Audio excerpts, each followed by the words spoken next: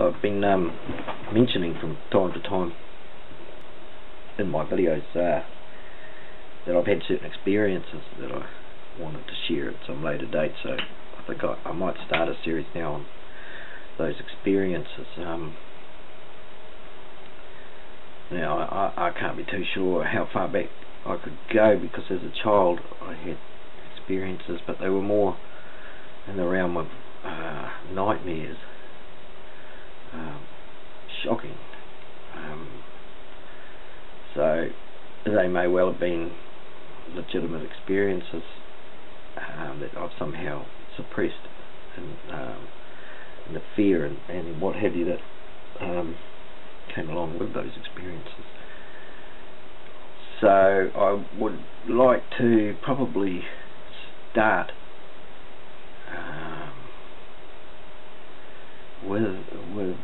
briefly with an experience I went through. A Christian time where contrition and the need to be forgiven for things that I'd done in the past.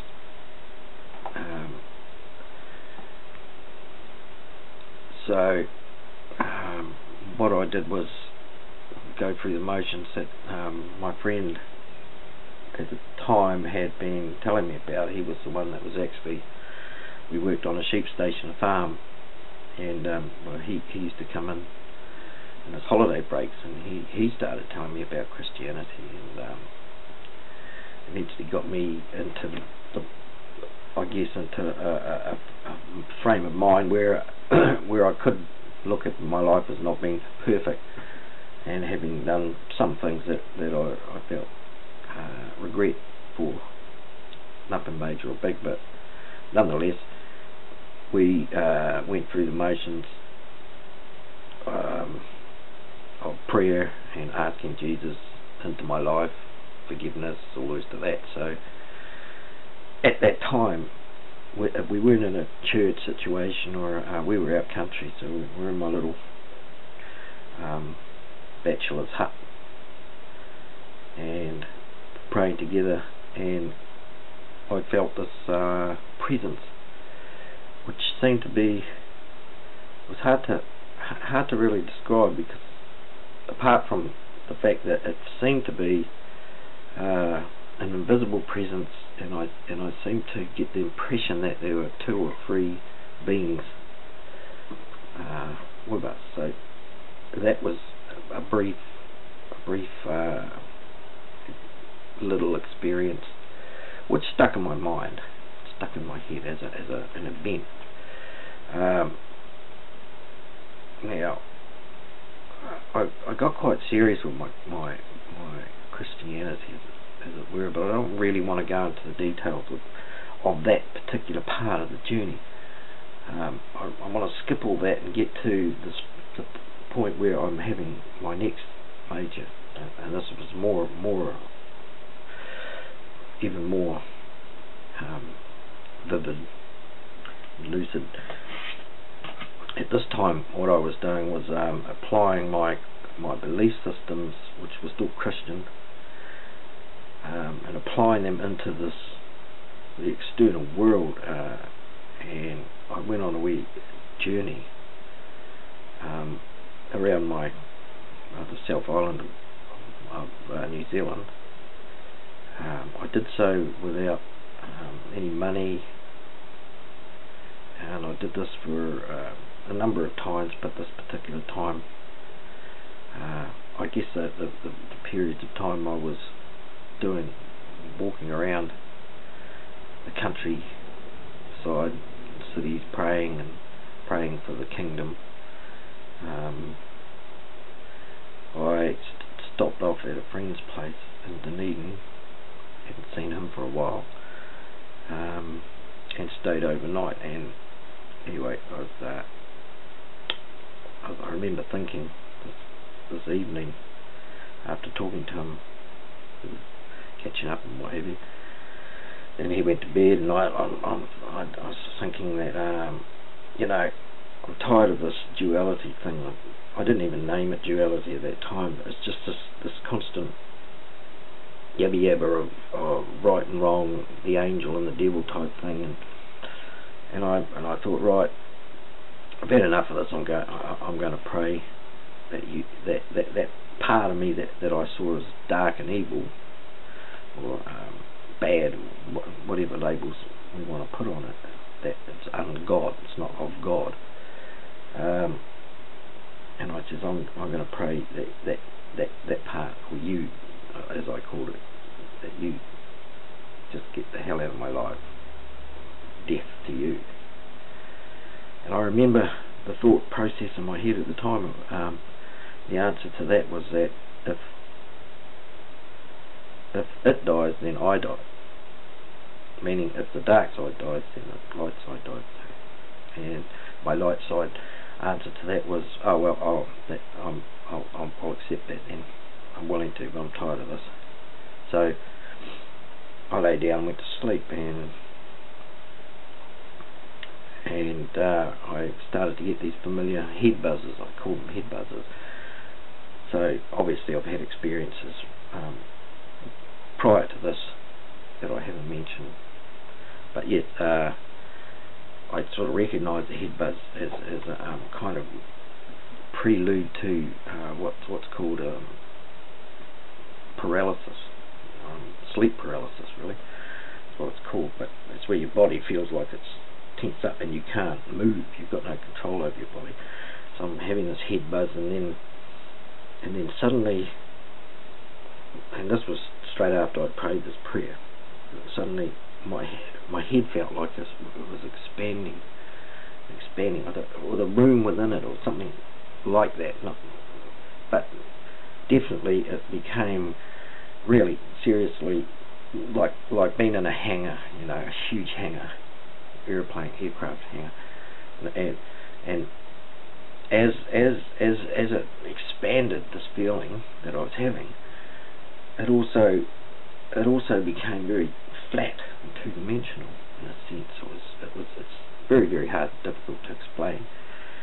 And then when it got to a certain point, I started to gradually feel coming back to what we call our normal perspective. But it didn't stop there. It carried on and went and suddenly I started to feel like it get smaller and smaller inside my body, and my hands especially felt like they were bloating up. And I thought, well, this reminded me immediately of nightmares that I'd had with the same claustrophobic feeling. And and at that point, this clear voice inside said, "Don't worry, little bird." That's all it said. And I carried on, getting smaller and smaller, like a little stick man inside this blob of flesh, and got to a certain point, and then came back to the normal perspective, and that was the end of the experience.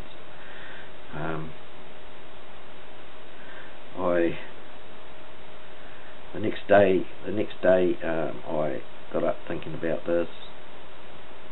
Had breakfast with my friend. I didn't let him know. I didn't think that it had happened.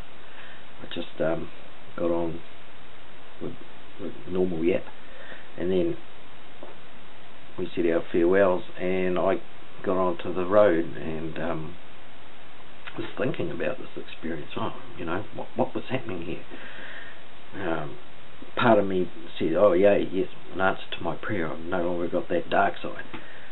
But another part of me knew, no, that's not really what was happening. What's going on? It was like something reached into me and turned a knob up, and then turned it back down to 0, and then turned it the other way. And it's like, what am I learning here? What's this whole story? And what's little bird?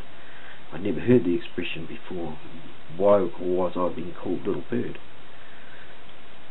So I'm out on the road, on the highway, and I got to a position where I could hitch a ride, where the potential person could stop and pick me up, and just at the beginning of the motorway, and I put my thumb out, and this little old car came along. It had a little old lady in it, and she pulled over and said she was going so far, and she was quite happy to give me a lift.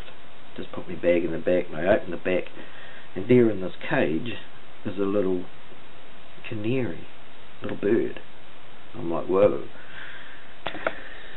So I get into this old lady's car, the little bird in the back, and off we go. We talked about a lot of, the more deep and meaningful things. She picked up another young hitchhiker, a guy who was heading for Christchurch as well. And we got talking, and I talked. He asked me what I did, and I said, well, I'm hitching around at the moment on a wee bit of a pilgrimage or a mission, praying for the different places that I stopped in, the cities, the wee towns, etc. So the lady was going as far as Timaru, which is halfway, I suppose, roughly, from Dunedin. Dropped us off, and we said our farewells. The conversation was basically around serendipity and events happening,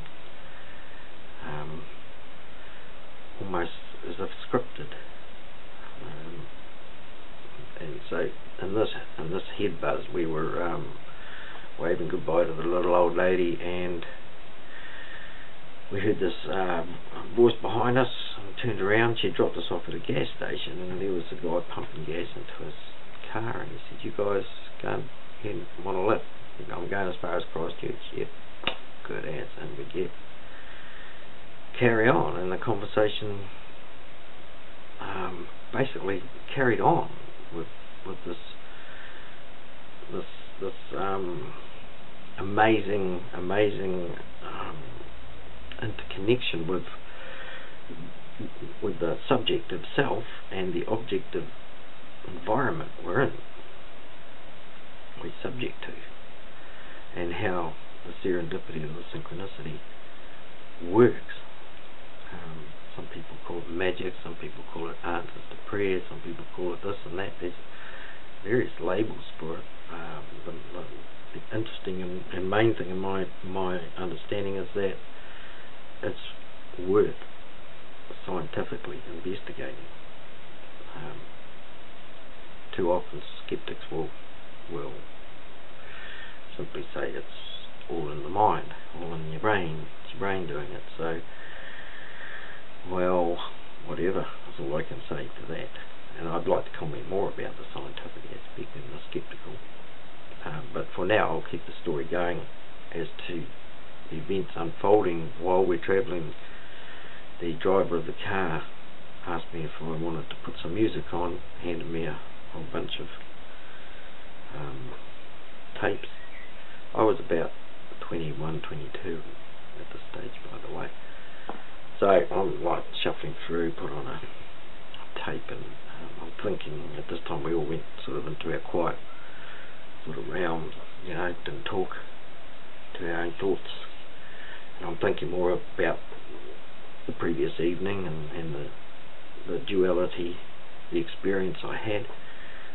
And I'm thinking to myself, what does it mean? What's going on here? It's like, okay, death to the dark side didn't happen, so what am I supposed to be learning here? What did happen, and what was it about? And I'm thinking, it seems to be what's been said is that the two are like halves that need to be whole. They need to embrace. They need to work out their problem within my persona. So I'm thinking these things, and this the tape I'd chosen was by a band called The Cult. And while I'm thinking this yin yang, male, female, dark, light, rah-de-rah, duality stuff, what's going on, the song comes on, and it was called something like Brother, Sun, Sister, Moon, or some, but it definitely had something to do with this duality aspect. So it's got the soundtrack happening now to my thoughts, and I'm going, wow, and I look out over the way, over what's called the Canterbury Plains. From the Canterbury Plains you can see the mountains, and as I looked over to the sort of edges of the mountain, I just draw a picture of what I'm saying, but there was this kind of foothill thing going on here, and then it rose up into the mountains, pens running out. I hope you can see that. So in this area here, there was clouds swirling in this sort of natural. Obviously the air was hitting and spinning around on itself, but within this was this, and it looked like an eye looking right at me.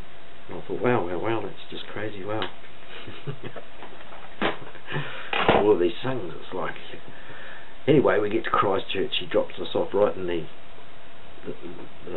Christchurch Cathedral Square, and I get out and I thought, oh wow, I'm all buzzing, saying our goodbyes, and I thought, well, I'm right here by the cathedral, so I thought I'd do. I used to symbolically circle buildings and city business areas and things like that. Just that was a symbolical kind of laying claim to, or something along those lines, I guess. But what I did was I circled the cathedral, and as I finished the circle and came to stand outside the front door, all the bells started ding dong, ding ding ding ding ding dong dong. And it was just crazy. That whole day will always stick with me for those events, those sequential events, and there are many more. In fact, every day is really full of sequential events. Sometimes we don't notice and we're not paying attention, but I was very much focused on the duality aspect and what have you. So that was the story I wanted to start off with in this, I guess, series that I want to do, a series of strange experiences. I'll leave that part, and I'll get to the next one